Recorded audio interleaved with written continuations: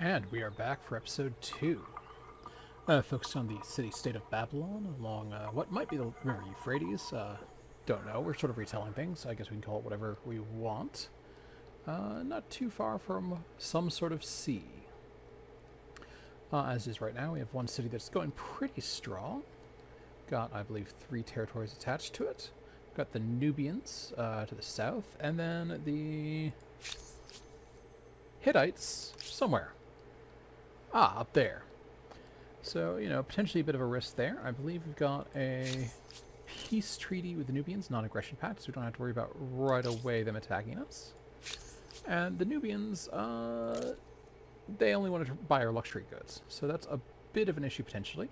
It also means that we could raid them if we want to. Speaking of raiders, a lot of our scouts are dead. This is our currently only living scout. The rest have been killed by the Nubians before, you know, we got that treaty with the Nubians, as well as being killed by, well, various bears and mammoths and probably some Hittites as well. But we're going to go ahead and investigate this stone field here. And we should have a new scout here in one turn. Now, my main goal that I want to do for today is set up a second city. We have 1 out of 2 cities at our cap right now. Having a second city would really help out, as well as helping us get wonders and whatnot. There's certain things that you can make with 2 different projects, or with multiple cities working on the same project, which can really speed things up. Also means that all your cities are occupied with that project, which can be a bit of a downer. I'm a little hesitant to jump into a early wonder with that in mind, because sometimes I think, you know, the turns building up infrastructure to support that wonder is better than necessarily building the wonder right away. But we can reserve wonders, which is nice. Now, let's see what we need to do. We need to get this unit moving. And I wanted to see about a place to potentially build a second city. There's more gemstones. I don't know if I want more gemstones.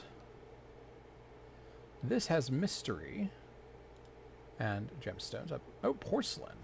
It's porcelain. Okay, porcelain I think is new. I don't think I have porcelain. What does porcelain do? Stability and money. That's pretty convincing. And that does have some questionable resources. Some yet unknown resources. Fortunately, it's not giving us a recommendation for anywhere to place. Probably because there's no place really good right away that I can see. It's 5.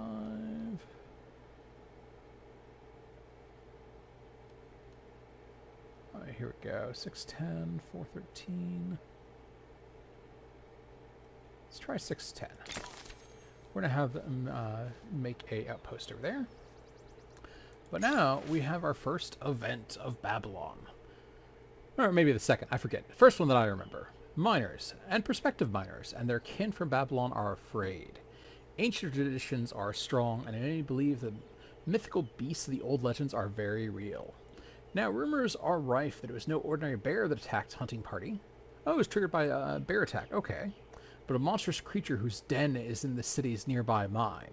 Many are likely to down tools without action. How should we respond to the rumors? Well, obviously, it is a monstrous bear, and we need to investigate to find out what's going on. This actually works as a bit of an aside. I'm actually quite a fan of, as I said before, Babylonian history and I guess the whole Sumerian culture and region, as well as many of their myths and monsters. I actually wrote a book. Nubians. Ooh, that's not good. They are gaining influence over me. Let me take a look at that. Oh, okay. Now, I don't think they can take over automatically in this game, but they can use that as an excuse to invade us and try to claim that area. We'll find out, I guess, in 9 turns. I can see about increasing our influence, but I don't know if we're going to get it that high. Let me see how high they're looking at.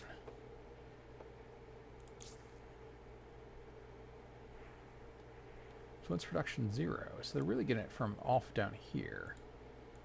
Okay, that's good to know about. How much is our influence production? 15, so they're outdoing 15. That's impressive.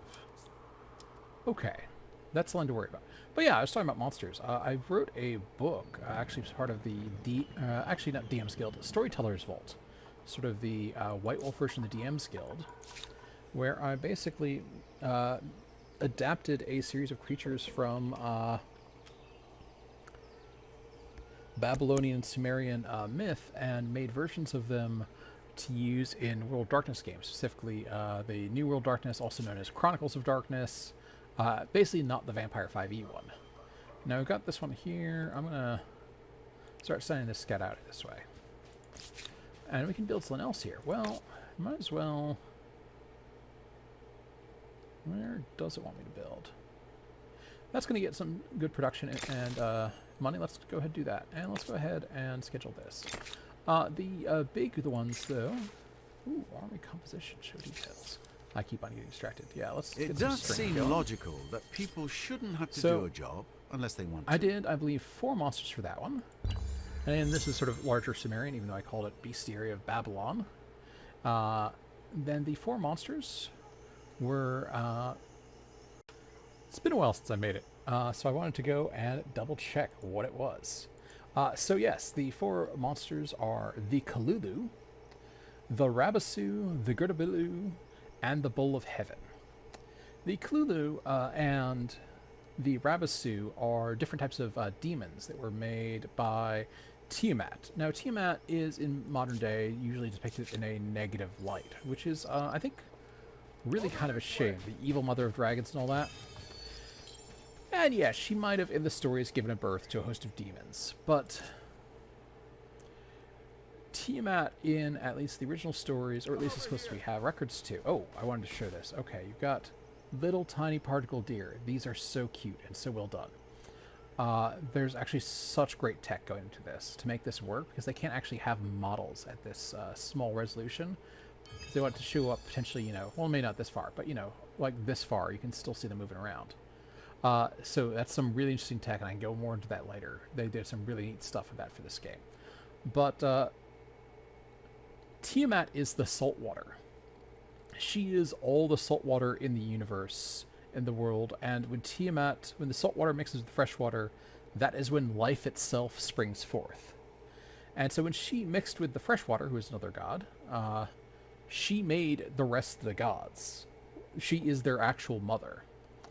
And the rest of the gods did their own god thing, you know, had a lot of misadventures, did a lot of crazy stuff. And the big problem being, they made a lot of noise. So much noise that her husband was getting upset, and Freshwater itself decided to kill off all the gods because they're being too loud. Tiamat felt bad for her children, and so decided to help them out and help them survive the wrath of... It might have been Ea, I forget right now. I should look that up, but I'm just going to go with it for right now. Tried to save them from the wrath of their father, and so the gods survived. But then, you know, in exchange, the gods killed Freshwater, and Tiamat was sad. And more than that, she was angry. She wanted both her children and her husband to survive, not for one of them to murder each other. And so then, after that, she decided to get revenge, and so she made an army of demons to kill off all the gods.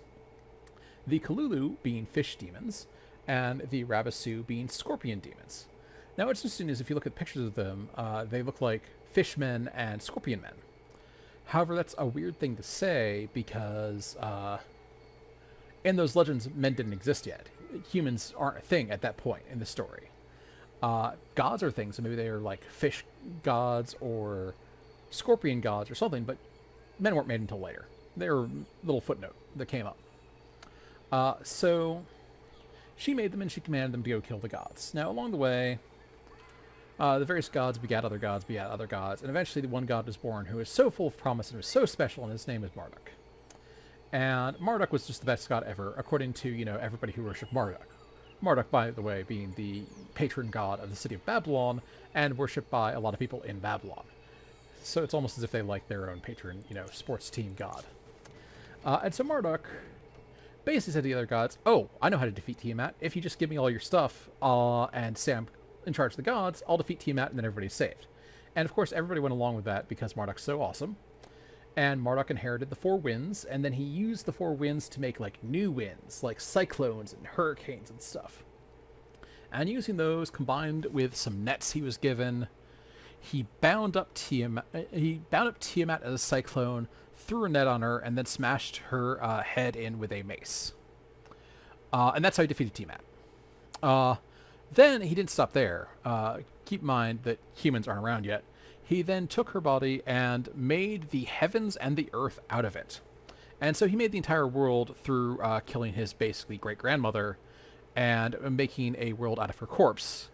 And then you had, the heavens and earth, and that was great. And also, I think the underground was made along there as well. I forget if he made it or somebody else did it. But anyway, Earth was created because he murdered his grandmother. I should probably actually play some of this game too, but I'm on a tangent that I'm loving. Now, as part of this, well, the gods had to eat, right? And so they had various, fields, like perhaps these extensive fields around Babylon, and they had to toil all day. And usually the less powerful gods, i.e. not Marduk, had to toil, while the more powerful gods, like Marduk, didn't have to do anything. And the less powerful gods got upset, were getting ready to rebel, until finally they had this idea of, you know what, we can just make some people to work the fields for us. Like, we're gods, we can do that sort of thing. And so if I remember right, they murdered one of the gods, and then from his blood and corpse, remade humans at that point. And so humans were made to suffer and toil in the fields so the gods didn't have to. And that's where humans came from, according to Babylon and, Marduk and so on. They're relatively a minor afternote in that story of Marduk being a badass and killing Tiamat, but, it's a thing. Now, what do I actually want at this point? How's my production doing? My production's still pretty slow. I don't like my food output, though. I want to have one population like every 3 turns, not every 5. The more people we get, the more we can fill up these slots right there. Actually try... How much food am I getting from each one of these? 6 food per farmer. I would only get 1 food from researchers, because I do have a bonus that researchers give me food growth. So I think I'm going to keep prioritizing farmers. And just get my research from the adjacency bonuses of the hall there. Okay, good. Flooded lands. Well, floods are bad. Generally, floods are also good. They can get nice fertility. I think adapt should be the best option, because there's a lot you can get with flooding being a benefit to irrigating. But let's do the expensive dike around Babylon, even though I don't think it makes as much sense, but because I like taking care of people. And the game seems to be favored pro dikes. Alright, here we go. Yeah, let's get these warriors. They look pretty good. Ooh, they access to temple owned land. Alright, that sounds like a good deal. If you fight, you get land ownership. That's it's only so easy to get land ownership in the US, or home ownership, or anything of the sort. Not paying rent would be great. Okay, let's see. So I've got this set up. It's going to be 2 turns until it's set up. Or it's 2 turns until it's set up.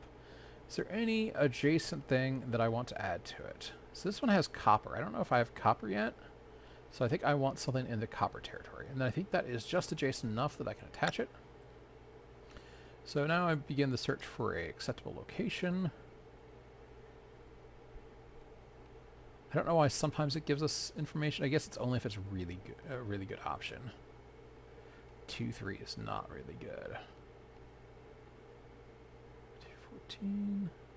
Oh wait, here's one. 9-13. Now that is acceptable, but in the wrong territory. I think I'm gonna go with 5-10. I think that's gonna be the best we can get for right now. Okay.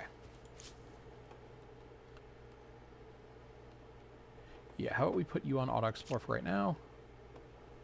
So I don't have to deal with these. Oh, one thing that's cool is they point out places of interest to the AI. So they're really interested in these gemstones. They probably want to trade with us. Now, apparently the Nubians feel differently about us. Let's see how they're actually feeling. I'm listening. Nubians are hesitant. They're traitorous. And the borders are closed. Let's try posting open borders, see if they like that. Oh. No, they don't want borders open. Okay. Well, they're treacherous. Now, keep in mind, this isn't saying Nubians are treacherous. This is saying this person is treacherous who is one of the players. Hesitant. Why is their war support so high? No grievances. So we probably have to worry about them attacking soonish. Hey, here we go. Unsurprisingly, I'm surprised. No rabid monster was discovered, but something even more astonishing was found. In the darkest depths, the expedition came across a gallery of rock art. Dozens of ancient paintings depicting animals both familiar and strange. The monstrous bear is swiftly forgotten, the frescoes catching the attention of all. Who created them? It's a secret place. How you interpret this artwork will influence your people's conception of themselves. Self-made. As we've always believed, our blood ancestors drew these paintings long ago, proving our birthright. Extra stability, that's not necessarily that useful, but that fame is very useful. Okay, looks like we have a new grievance. What is our new grievance? I can be upset that they refused my peace treaty. Going for war more.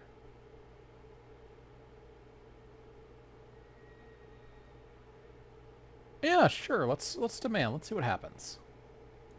Now, I think this will increase my war support. Yeah, ongoing demands. And they can go ahead and acquiesce the demand. And then that war support goes away, but they, give me something. Of course, I might want a military for that, and I don't have that right now.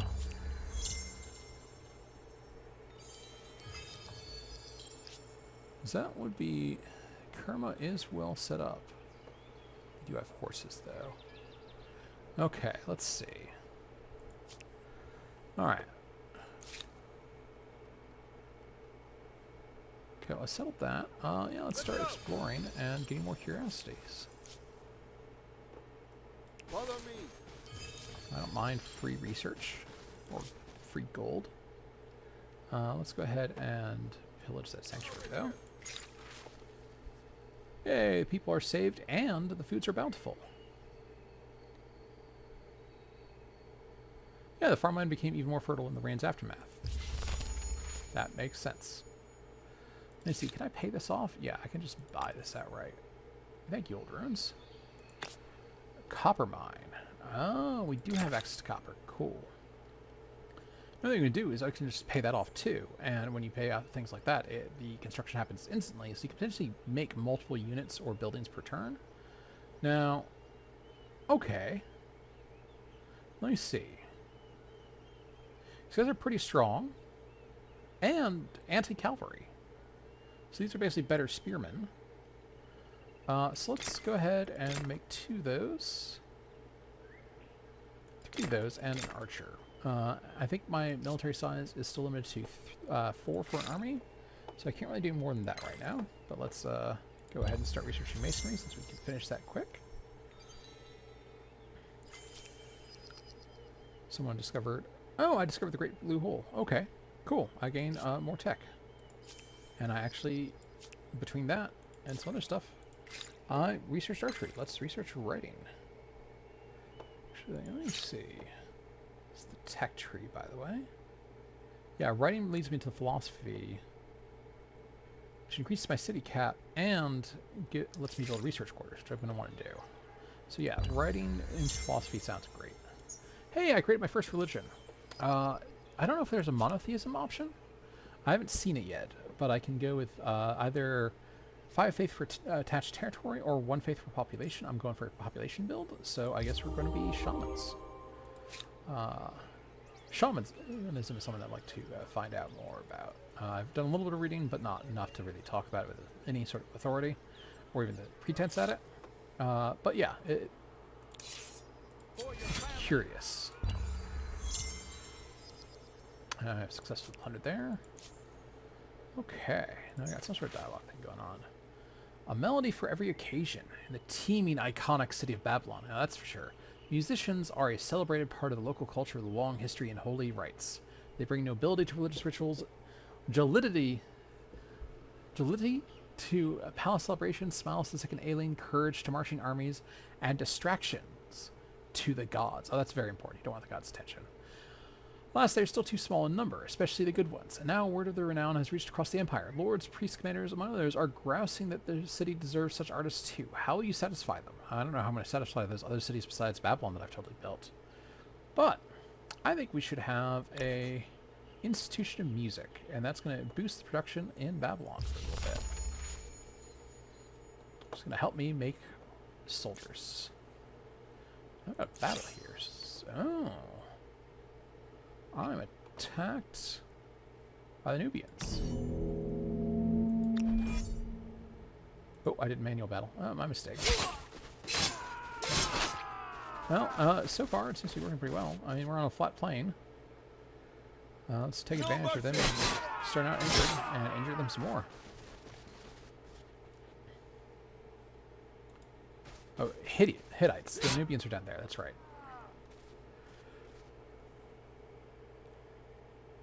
For your family. For your family. Ah, and they're all dead, and I'm almost dead. There we go. That will increase. Oh wow! It's no wonder they were. Let's auto explore off. We're in a dangerous spot. Okay, so I've got this guy here. I'm gonna wait until I get some more. Now what do I want to do? What do I need to make? All right, I can just make this city now. For 160, yeah, that's totally worth it. Okay, now I kind of like this territory here. It's pretty. I also like that territory down there.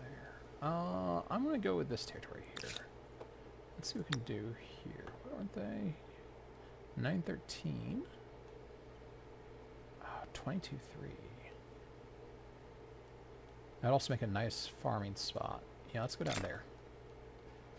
Alright, so here... Now, you might have noticed I can make stone rings. Increase stability and increases faith. I usually like to use those to increase my stability, because stability is the limit on the number of districts you have, and it's sort of a soft limit, and here's how you bypass it, by, you know, either spamming garrisons or building temples and whatnot. Eventually you get a public ceremony, which you can repeat. It just goes up in cost every time, and so that can be used to increase stability to even further ridiculous heights. Alright, let's see what's going on now. Alright, I'm building my military up more. Now, shouldn't I get some orders from this guy? Let's see if we can have him 9 turns to pillage. I don't think he's going to survive 9 turns. So I'm just going to have him go check that out. Now, that's 1 turn. Let's have him sneak around this way. See what's going on down here. That's getting close to my stuff. Oh, this one isn't linked yet. Let's link this one to Babylon. I can't link that one to Babylon. What is...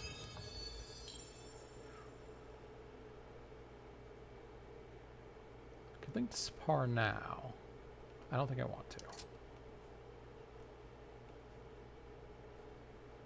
How long until this one's ready? 10 turns. I can change the links later. I'm going to link to Spar now. Debate and discussion are not the past. Now, things that one generation learned can be passed to the next, via something more reliable than campfire stories. Alright, let's have you explore. Over this way. This is dangerous. I'm probably going to lose the unit. Let's go. Oh, I love those animals. Alright. Let's go straight for philosophy. Only 8 turns. That's doable. Maybe more dialogue stuff going on.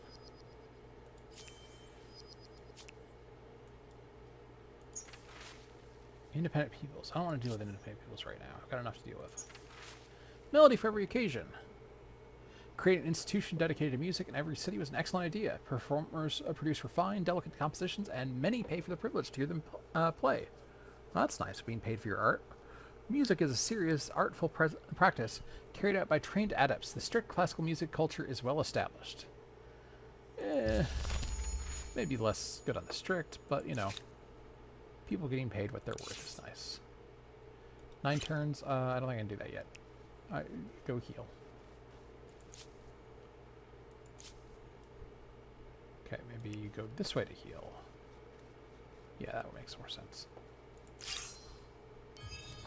Where do we get attacked? Oh, we're getting attacked by, yeah, let's Sure. Retreat. These people over here. Huaraconga. They dislike me. Let's bribe them a little bit, see where it goes. This means it's going to go up by 2 per turn. So we'll see where that goes. Alright, got Sipar.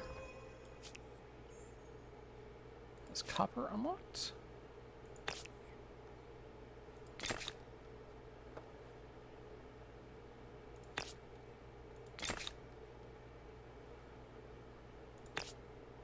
Get all the porcelain unlocked. Let's go. There we go. You can rest up there. You can only heal in your territory. I don't know if there's any exceptions to that. I know the tribes in the beginning are an exception. I can't retreat anymore. That's instant resolve, and they're gonna die. That's okay.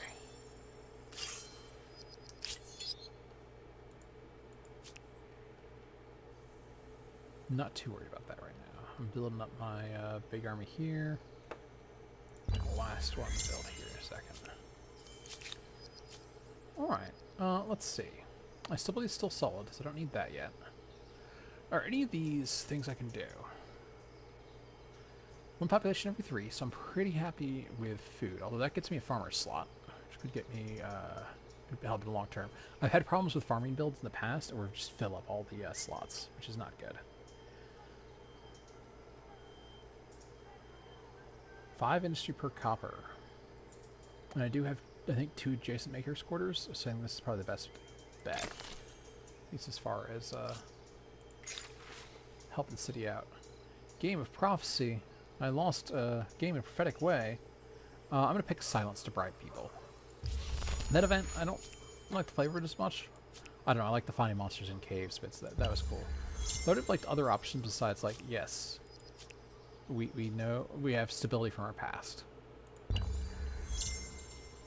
I don't know if that's just that different civilizations give different unlocks, or different cultures give different unlocks, or what's going on. Alright. So I'm about halfway there. I've got my military. I don't know how it's going to be. I like archers that can shoot over people. These ones... Oh. Actually, these ones can attack with a clear line of sight. I might have done 2 each. So, who dislikes me? My war support is 74 for You them. have my ear. For a time. Don't have any grievances against them, though. Hail, Sovereign. Let's make a I demand. loathe you. I almost hope you... Your borders need redrawing, and I will do it. Okay. I will not tolerate this. Alright, so I'm building up towards war with Hittites. Now I can do a surprise war now, but that's going to be rough. Get the traitor thing.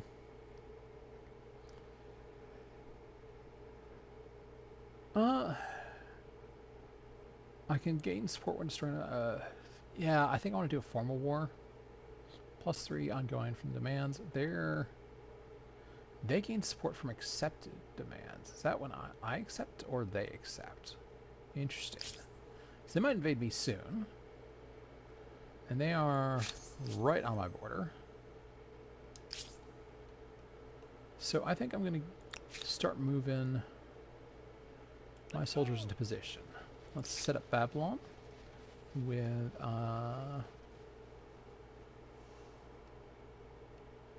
well, I guess I'm already done with the forge. It's industry, forest, woodland, mountain, rocky area, stone field, rocky field. Yeah, this is all... I think I can boost that all with just the stonework. So I'm going to start working on that. Oh, and here's another battle. Versus a bear. Let's fight this bear. We have killed this bear. Oh, and then some people move in. Well, they killed the bear, but I don't know if they're going to survive too much longer. But I suppose we'll find out in the next episode. I hope you all enjoyed. I'll put a link down somewhere for the Bestiary of Babylon. I might show it on the screen here for a moment. If you all want to check it out. There should be a preview on the site. And, oh yeah, next time I can tell more about what the monsters actually are, as opposed to talking about the whole Tiamat thing. Because I think the monsters are actually pretty interesting. But I will see you all next time.